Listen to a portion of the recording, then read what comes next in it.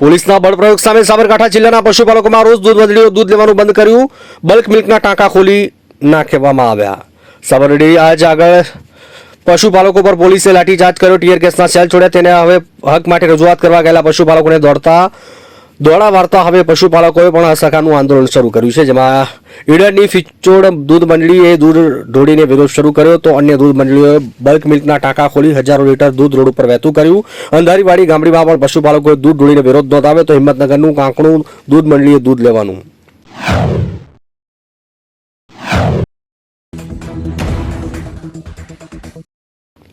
આંગણવાડી બહેનો બીએલઓની કામગીરી આપતા તેના વિરોધમાં મોટી સંખ્યામાં બહેનોએ શહેર જિલ્લા કલેક્ટર કચેરીએ આવેદનપત્ર આપ્યું. આંગણવાડી બહેનો આજે રાજપીપળા જિલ્લા કલેક્ટર કચેરી પહોંચી વિવિધ માંગણી લઈને આવેદનપત્ર આપવા માટે પહોંચ્યા, જેમાં મહિલાઓએ જણાવ્યું કે અમારી પાસે કામગીરીનો ભાર હોવા છતાં બીએલઓની કામગીરી આપતા અમારાથી આ કામગીરી થઈ શકે તેમ નથી. વધુમાં જણાવ્યું કે અમારી મરજી વિરુદ્ધ ઓપીડી લેવામાં આવે છે. જો અમને તંત્રની કામગીરી ફરજ પડશે તો અમે સામૂહિક રાજીનામા આપવા માટે બધા તૈયાર છીએ.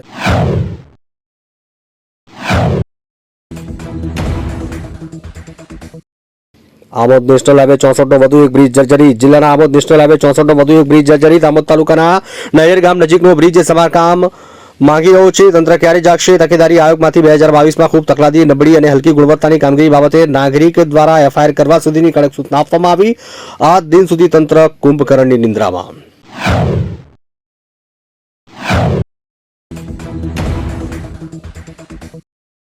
બોટાદના અંડરબ્રિજમાં ફરી મોટા ખાડા પડ્યા. વાહન ચાલકોને ભારે હાલાકી. બોટાદ શહેરમાં વરસાદનો વિરામ હોવા છતાં સાળંગપુર રોડ પર આવેલો રેલવે અંડરબ્રિજમાં મોટા ખાડા પડી જવાથી ફરી વિવાદમાં આવ્યો છે. વાહન ચાલકો પારાવાર મુશ્કેલીનો સામનો કરવો પડી રહ્યો છે. અનેકવાર અકસ્માતો સર્જાય છે. આ અંડરબ્રિજ જિલ્લા પંચાયત કલેક્ટર કચેરી, એસપી ઓફિસ તેમજ બરવાડા, સાળંગપુર અને અમદાવાદ તરફ મુખ્ય માર્ગ હોવાથી હજારો વાહન ચાલકો રોજિંદા અહીંથી પસાર થાય છે.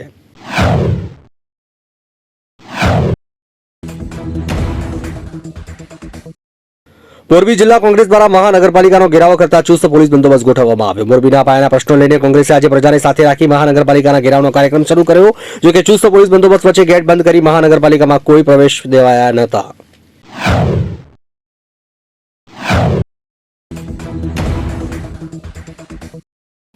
એલસીબી પોલીસે પાર્ટીના દમણી જાપા ઓવરબ્રિજ પાસેથી એક ટ્રકમાં લઈ જવાતો 2,94,960 રૂપિયાનો વિદેશી દારૂ સાથે ચાલકને ઝડપી પાડ્યો. સોમવારના 7 કલાકે નોંધાયેલી ફરિયાદની વિગત મુજબ વલસાડ એલસીબી પોલીસની ટીમ પેટ્રોલિંગમાં હતી. જે દરમિયાન બાતમીના આધારે પાર્ટીના દમણી જાપા ઓવરબ્રિજ પાસેથી એક ટ્રકમાં લઈ જવાતા 2,94,960ના વિદેશી દારૂ સાથે ચાલકને ઝડપી પાડ્યો હતો. દારૂ, મોબાઈલ અને ટ્રક મળીને કુલ 22,99,960 રૂપિયાનો મુદ્દામાલ કબજે લઈને ચાલકને ઝડપી 2 વોન્ટેડ જાહેર કરી વધુ તપાસ હાથ ધરી છે અને પોલીસે આગળની કાર્યવાહી શરૂ કરી છે.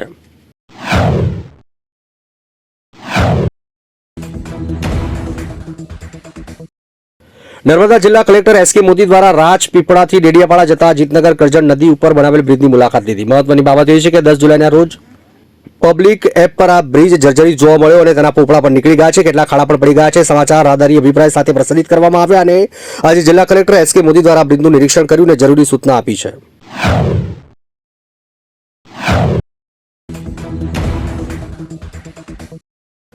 સાવરડેરી આગળ મામલો બીચક્યા બાદ પોલીસે કરેલી કાર્યવાહી બાબતે જિલ્લા પોલીસ વડે આપી પ્રતિક્રિયા. સાવરડેરી આગળ ભાવફેરાનો વિરોધ કરવા પશુપાલકો પહોંચ્યા બાદ મામલો બીચક્યો હતો, જેને લઈ પોલીસે ટીયર ગેસના સેલ છોડ્યા હતા તો લાઠીચાર્જ પણ કર્યો. ત્યારે સમગ્ર મામલે સાબરકાંઠા જિલ્લા પોલીસ વડાએ પ્રતિક્રિયા આપી હતી.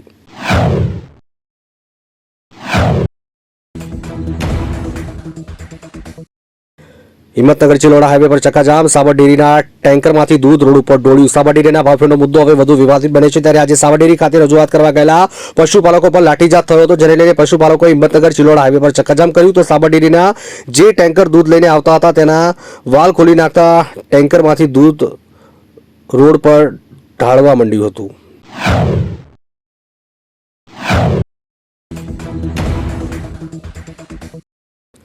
ધારાસભ્ય આનંદ પટેલ અને જિગ્નેશ મેવાણી ચીખલી મામલતદાર કચેરી પહોંચ્યા. ગેરકાયદેસર ચાલતી ક્વોરીના વિરોધમાં હલ્લાબોલ.